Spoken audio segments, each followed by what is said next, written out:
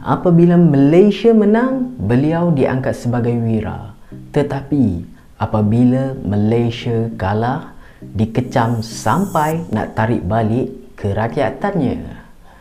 Semua ini gara-gara seorang pemain naturalisasi asal Gambia iaitu Muhammadu Soumaré dengan performan beliau saat menentang pada final King Cups iaitu tempoh hari.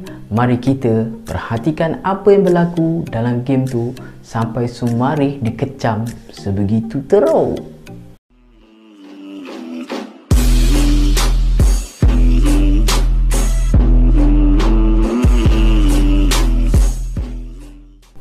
Assalamualaikum guys, welcome back to my channel iaitu Acik Studio. Macam biasa, mana-mana anda yang dah support channel ni diucapkan terima kasih, dan yang mana belum support channel ini bolehlah tekan button subscribe dekat bawah tu.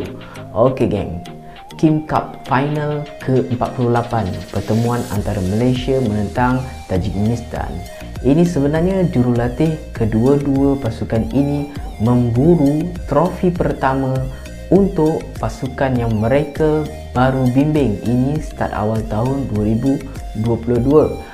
So, Malaysia under Kim Panggon kembali turun dengan formasi 4-3-3 dengan Brandon Gunn diletak sebagai holding midfielder bergandingan dengan Safawi dan Nazmi Faiz di bahagian tengah. Strike force utama kita untuk menyerang iaitu pada match sebelum ini di bahagian kanan diberi pada Arif Aiman, tetapi pada final ni diberi kepada Muhammadu Soumaré. So, dengan menyenaraikan Muhammadu Soumaré, sebenarnya Kim Panggon telah membuktikan kata-kata beliau sebelum tournament hari itu, yang mana beliau ada mentions bahawa minit permainan bukanlah segala-galanya. Sebaliknya, beliau still lagi mengambil pemain itu kerana mengikut taktikal.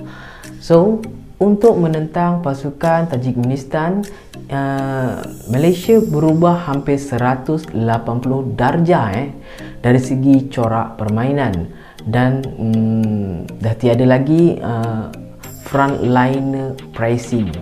Kalau masa menentang pasukan Thailand hari tu, frontliner pressing memang mantap.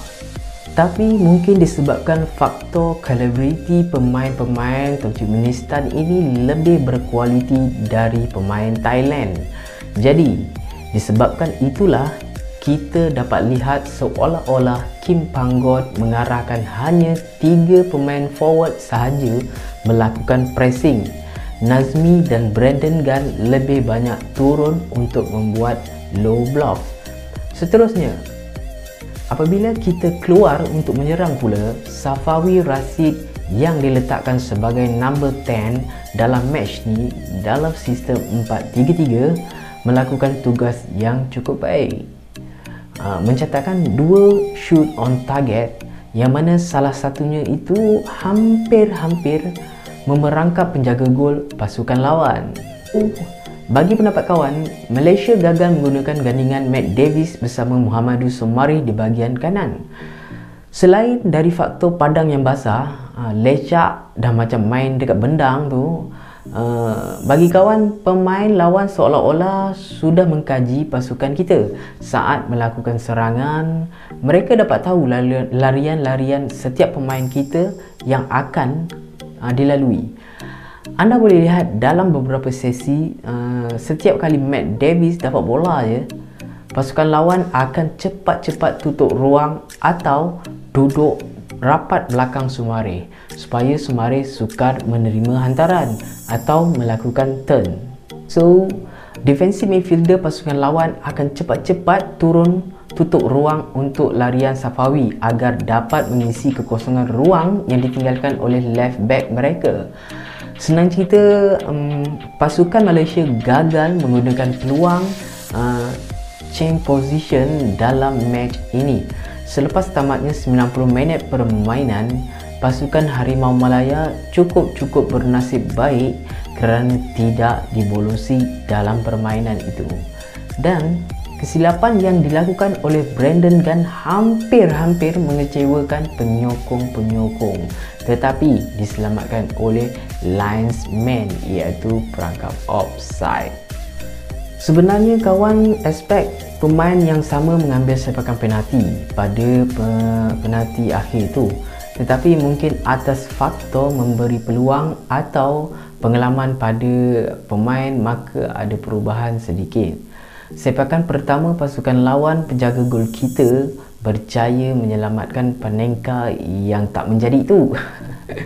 Tapi sayang, sepakan Dion Cole juga gagal. Serta sepakan kedua juga gagal kerana memilih sebelah kanan, iaitu sisi kiri penjaga gol. Lebih menyedihkan lagi adalah Safawi Rashid kerana telah menewaskan penjaga gol, tetapi bola terkena palang dan melantun keluar. Kita faham padang basah dan licin, sebaiknya tak perlu dengan kekuatan tetapi harus menggunakan trik body language sahaja. Apapun tahniah buat Harimau Malaya kerana berjaya dapat tempat kedua dan kita hanya tewas pada sepakan penalti, bukan dalam 90 minit permainan. Apa pendapat anda dengan match itu? Boleh kongsikan pendapat anda di ruang komen. Yang mana masih baru dengan channel ini, boleh support dengan menekan butang subscribe dekat bawah tu, okey? Tak susah, tak kena bayar, tekan je. Okey. Yang mana sudah support, ucapkan terima kasih dan jangan lupa untuk like, kerana dengan like anda video ini akan masuk ke rekomendasi orang lain. Baiklah, sampai di sini saja untuk video kali ini. Kita akan jumpa pada video yang akan datang. Wabillahi taufiq wal hidayah. Assalamualaikum warahmatullahi taala wabarakatuh. Hari ni aku alim sikit pakai baju Melayu kau.